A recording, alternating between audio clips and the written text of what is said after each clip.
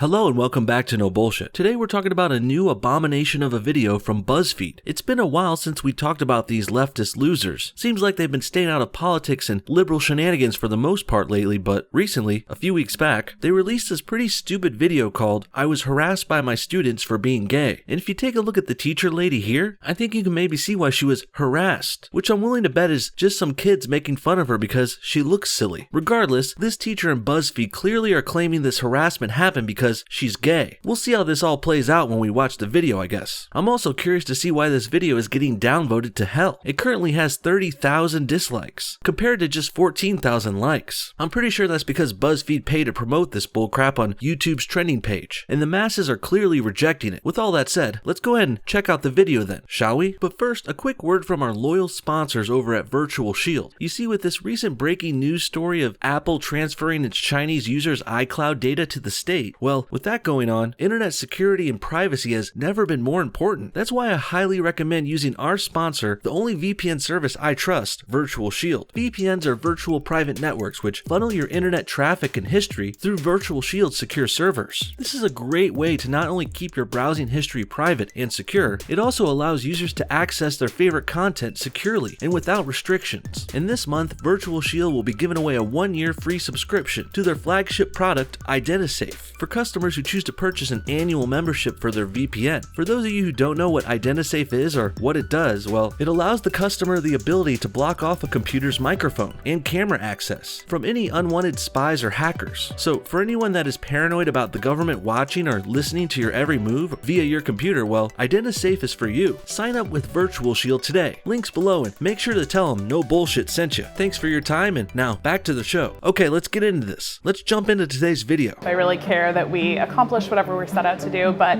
I'm also the first teacher to volunteer to get a pie to the face or an egg cracked on my head, like whatever it is to reward students. One of the highlights of my job is the fact that I probably laugh, cry, like at least once a day, because teenagers are funny, and if you let them be funny, they're really fun.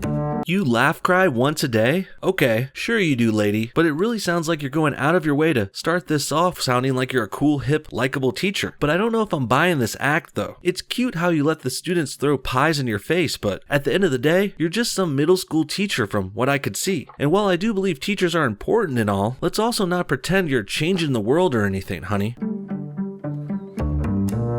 My name is Amy Estes. I'm an 8th grade English teacher. I've been teaching for about 12 years now.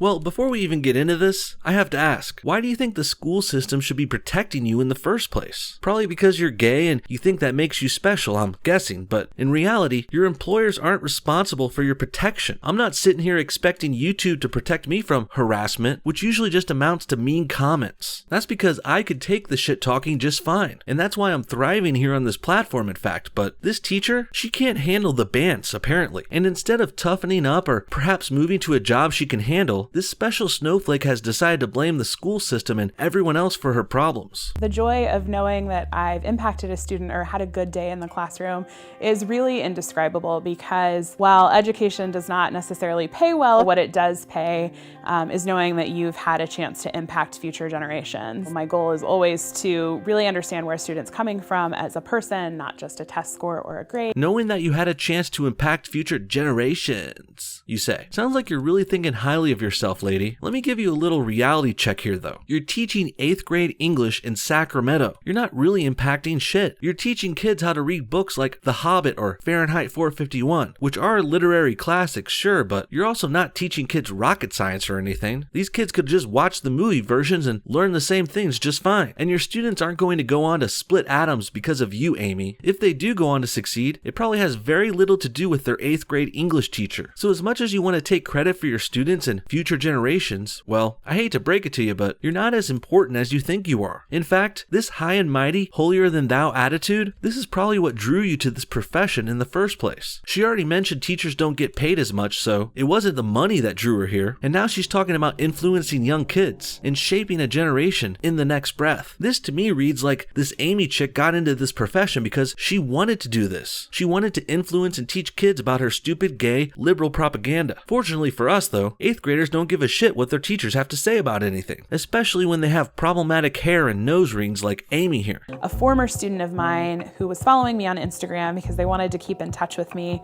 had taken a photo of me and my partner and posted it to her Instagram and let my current students know that I was gay.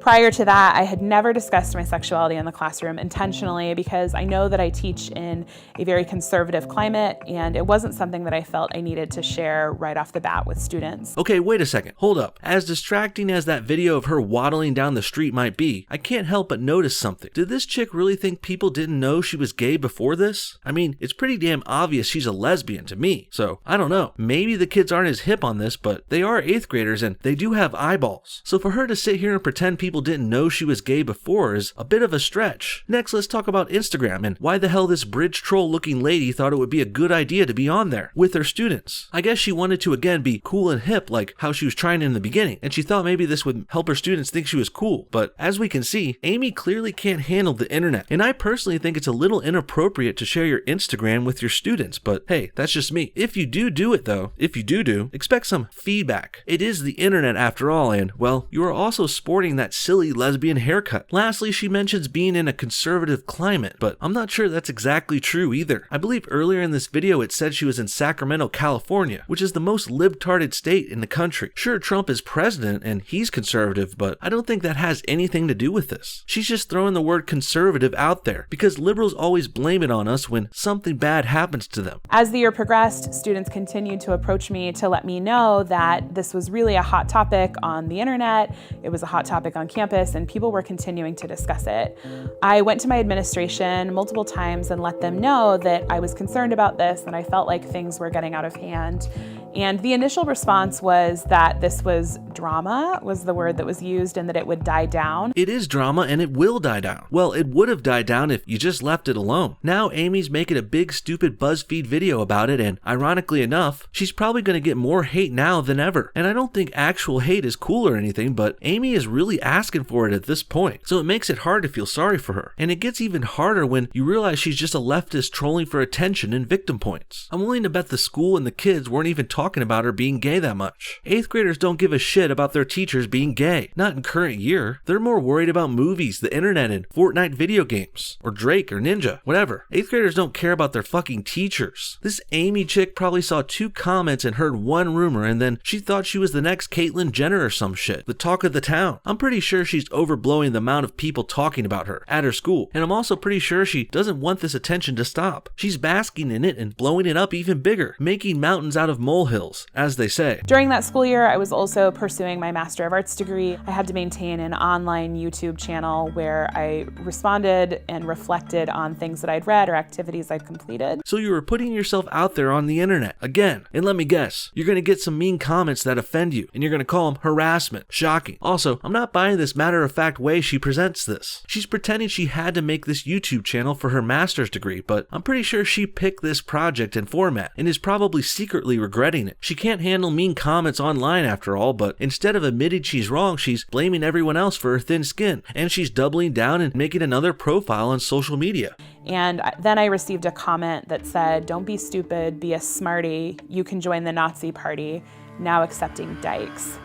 I immediately took a screenshot and sent it to my administration and asked them to sit down with me. It took my administration a full month to meet with me, and upon meeting together, the decision was made that I should create a lesson about tolerance. Okay, hold up. First of all, you say it took your school board a month to respond to this like that's a bad thing. I say that's good because that school board had more important, actually serious matters to attend to. Some teacher getting offended online is hardly serious or important. And the fact that you immediately screenshotted this comment and sent it to your bosses is pretty sad, lady. You should be ashamed to admit this. You sound like a weak-willed, helpless baby, Amy. Grow up. That comment's not even that bad in the first place. Jesus. Who cares? They called you a dyke. So the fuck what? This is the internet and this is America. Don't catch you slipping up. But really, this is America and we have free speech. So unless you're getting credible death threats about people doxing your name and address, well, then I would say shut up and get over these comments. As much as you want to censor people you don't like, well, we are still in a free country with freedom of speech. And that includes throwing around some insults. That's free speech. It's not harassment. So if you can't handle it, get offline already. Unfortunately, they decided that they didn't like the direction of the lesson, and I was told that it would occur later on once someone else had a chance to review it. I had started to experience some severe depression and even more severe anxiety about being in class because I felt like I didn't know what was being said about me or what was being done, and I also felt like I wasn't being supported or kept safe.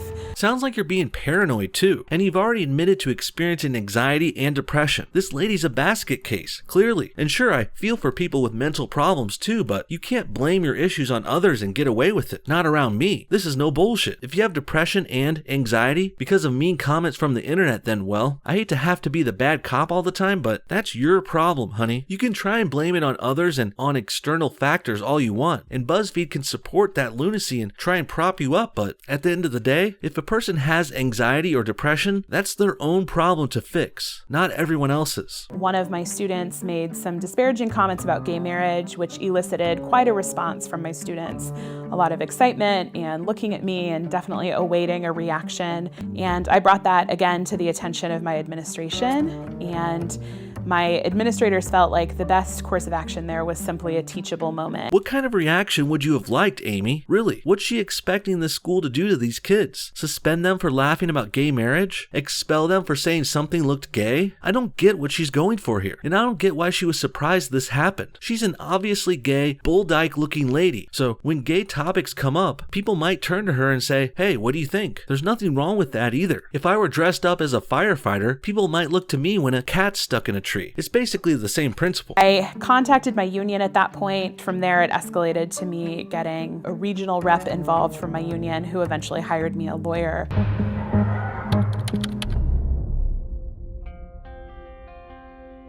So Amy's so distressed about internet comments and her students acting up that she can't even teach anymore. She's called her union, lawyered up, and dropped out of school. Sounds to me like we're dealing with a dramatic, unhinged, attention-seeking lunatic here. And I really don't get how this video and its makers don't see this. I guess they don't want to know the truth. They can't handle the truth, as Jack Nicholson would say. Because what's really going on here is a gay woman is trying to sue her employer so she can make money and not work. That's the real story here, plain and simple. This is a scam she's running because she's too messed up in the head to handle her job. I haven't been in the classroom since January, and I would say that there are two things that I miss the most. First and foremost, I really miss my colleagues. I'm lucky to work with some incredible educators. In terms of students, I'm very sad that I didn't get to read Fahrenheit 451 with them or be there for their 8th grade graduation. It was really challenging for me to miss out on both of those things. You could have went to those things though. This is a self-inflicted situation, Amy. You chose to go on Instagram and YouTube. You chose to let your students get to you, and you chose to dress like this obvious bull dyke, despite trying to hide it, supposedly. You could have stayed in your job if you just manned up and grew a pair. Oh wait, sorry. That's the toxic masculinity in me talking. Men are so toxic we can handle comments and criticisms like adults. While strong, brave, perfect, beautiful women like Amy here, they can't even teach 8th graders about Fahrenheit 451, not without breaking down into a fit of depression. Teenagers were always, they're growing and they're changing and they're formulating their own opinions. The onus really lies on the adults in the system to do better, and that's what I feel most disappointed in. I don't even feel anger towards the adults in the situation. I think that, my ultimate hope is that everyone learns and grows. Everyone except yourself, I guess. Amy never has to learn or grow, and she never has to take responsibility for her failures. Amy is a perfect snowflake who can do no wrong, according to her and BuzzFeed, when really, in reality, she really is the only one failing here. I know she wants to blame the kids, and then she turns on the school for not punishing the kids, so she's suing them now, but all of this is just a roundabout way for Amy to shirk any responsibility for herself. She's a poor, weak, fragile woman who can't handle her job, so what did she do? She's suing her school for not expelling students who said mean things to her. What a goddamn joke. So that we understand that the next time a situation like this occurs, we create a culture where it just isn't accepted and doesn't happen again. And lastly, Amy blames the culture for this. Culture is a nice, big, and ambiguous scapegoat. Why not blame all your problems on it? If I were a big hack fraud like her looking for a scapegoat, sure, culture sounds like the perfect fit. In the end though, the only person to really blame here for Amy's weakness is herself. And maybe her parents or whoever raised her. It's not the student's fault that Amy can't handle the internet, and it's not the school's fault she's paranoid and supposedly hearing rumors going around about her. And Amy suing her school for not punishing the kids enough isn't really going to help her or anyone in in the long run. What really needs to happen is Amy needs to grow up, grow thicker skin, and start acting like an adult. What do you guys think? Is it the kid's fault Amy got anxiety and depression from the internet? Or is it her own messed up head that makes everything a problem for her? And do you think she's just trying to get a payday by suing her school here and not having to work? Comment your thoughts on everything below, and thanks for watching No Bullshit. See y'all next time.